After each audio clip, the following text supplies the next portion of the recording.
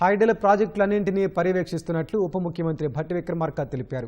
నల్గొండ జిల్లా Nagarjuna Sagar hydro power స్టేషన్ను సందర్శించిన ఆయన నాగార్జున సాగర్లో జల విద్యుత్ ఉత్పత్తిపై అధికారులతో సమీక్షించారు.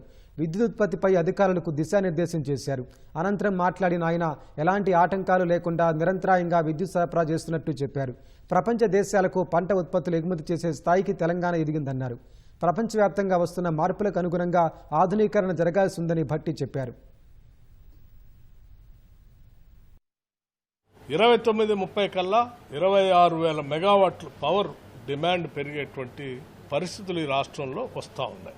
దానికి అనుగుణంగా భవిష్యత్ తరాల అవసరాల కోసం ప్రణాళికలు తయారు చేసుకొని తెలంగాణ రాష్ట్ర ప్రభుత్వం న్యూ ఎనర్జీ పాలసీ ద్వారా అదనంగా థర్మల్ పవర్తో పాటు clean and green energy, renewable ఎనర్జీని కూడా పెద్ద ఎత్తున తెచ్చుకోవాలనే ఆలోచనతో ముందుకు పోతా ఉన్నాం. 2029-30 కల్లా మనం ఒక 20,000 మెగావాట్ల పవర్ని రెన్యూవబుల్ ఎనర్జీ ద్వారా యాడ్ చేయాలనేటువంటి ఆలోచన.